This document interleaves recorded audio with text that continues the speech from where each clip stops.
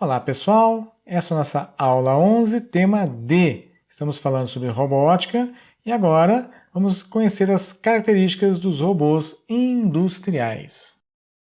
Quais são essas características que nós vamos conhecer?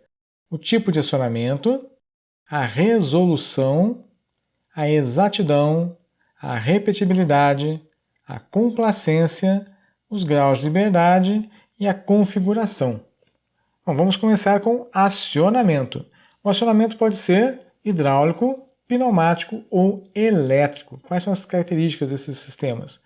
O hidráulico ele tem grande potência, alta repetibilidade, alta exatidão, não é limpo, então isso diminui a sua aplicação em indústrias farmacêuticas, indústrias alimentícias, indústrias têxteis, e tem uma baixa velocidade. Já os sistemas pneumáticos são de baixa potência, média repetibilidade, média exatidão, mas é um robô muito mais limpo, podendo inclusive trabalhar em áreas com gases explosivos, e tem alta velocidade.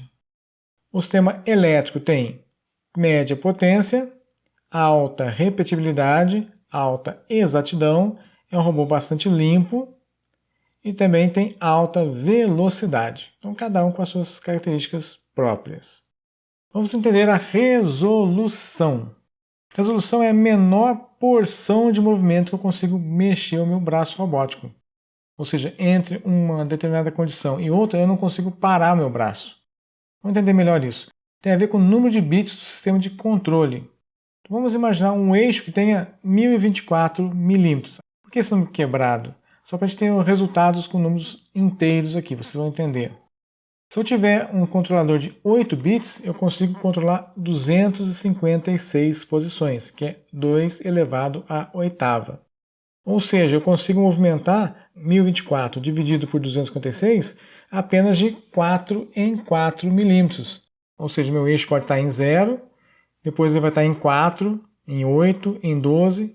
Entre 0 e 4 não consigo nenhuma coordenada. Entre 4 e 8 também não consigo nada. Então você vai andando de 4 em 4. Mas, se meu controlador tivesse 10 bits, eu tenho 1024 posições. Ou seja, eu consigo andar de 1 em 1 milímetro. Se eu tiver um controlador de 12 bits, eu tenho 4096 posições. Eu consigo ir de 1/4 em 1/4 de milímetro. Então, o número de bits do controlador é que define a resolução do movimento do meu robô. Exatidão e repetibilidade a gente costuma tratar juntos e usar um alvo como exemplo. Imagine que na parede está colado um alvo e no fundo da sala eu tenho uma arma presa numa mesa, através de uma morsa, por exemplo. Eu estou fixando minha arma lá. Usando a mira dessa arma, eu aponto justamente para o centro do alvo e disparo 5 tiros. O que eu concluo da repetibilidade e da exatidão? A minha exatidão está baixa, porque eu não atingi o centro do alvo. E minha repetibilidade também. A cada vez que eu tento chegar naquela posição, eu vou para um lugar qualquer. Então, por exemplo, no caso da minha arma, eu devo estar com várias peças soltas. A cada disparo, elas mudam de posição e no disparo seguinte vai para uma posição diferente. Então é uma arma ruim, e se fosse um robô, seria um robô ruim, que eu mando ele para a posição e ele não consegue atingir a posição. E quando eu mando ele várias vezes para a mesma posição, a cada momento ele vai para um lugar diferente. É um robô sem exatidão e sem repetibilidade. Uma condição um pouco melhor seria essa. No caso da arma, eu faço 5 disparos. O que eu concluo? Eu tenho uma boa repetibilidade. Eu estou com um problema de exatidão. Então, no caso de uma arma, provavelmente a minha mira está desajustada. Eu consigo, então, reajustar a minha mira. No caso de um robô, então eu tenho um problema de exatidão. Eu mando para uma posição, ele não chega exatamente naquela posição. Porém, ele tem boa repetibilidade. O caso ideal seria esse. A gente faz 5 disparos com a arma e os 5 disparos atingiram o nosso alvo. Ou seja, minha mira está bem ajustada, minha arma não está com folga em nada, mesmo com o impacto do tiro, todos os componentes continuam bem alinhados. No caso de um robô, ele tem uma ótima exatidão e uma ótima repetibilidade. Tranquilo? Conceito absorvido? Complacência, o grau de complacência seria o contrário de rigidez. Então imagine o seguinte, o braço robótico está recolhido. Se eu estendo meu braço robótico, o ideal é que ele permaneça reto, ou seja, seja rígido. Mas para obter uma estrutura rígida, eu preciso de mais massa para reforçar e fica mais pesado, eu preciso de mais potência para movimentar, então fica ruim. Então, em geral, a gente não consegue muita rigidez. Então, o braço robótico apresenta uma certa complacência, uma certa deformação, um erro de posicionamento. Quanto mais próximo do limite de extensão do braço, maior vai ser esse grau de erro. E isso vai estar ligado também com a carga que ele vai estar carregando. Então, dependendo da estrutura do robô, eu consigo ter uma rigidez maior ou menor, ou uma complacência maior ou menor. Então, isso é característica construtiva do robô.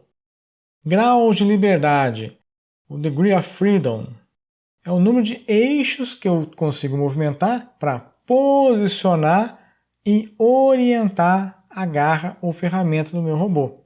Em geral, a gente tem 3 graus de liberdade para posicionamento, X, Y e Z, e 3 graus para orientação, que a gente vai ver no próximo vídeo.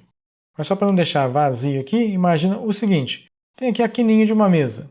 Então eu tenho a coordenada da quina dessa mesa, eu tenho uma certa coordenada X, Y, Z, em relação a qualquer referência que você queira. Eu posso pegar um lápis e colocar a ponta do lápis naquele X, Y, Z.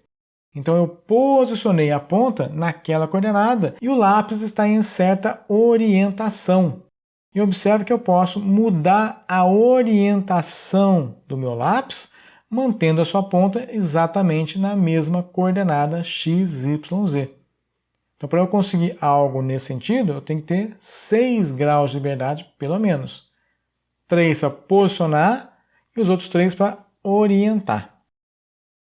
Por fim, eu vou ter as configurações dos robôs, que podem ser que tipo? Cartesiana, cilíndrica, polar ou esférica, articulada, escara e as configurações especiais. Mas isso fica para o vídeo seguinte. Beleza, pessoal? Até mais!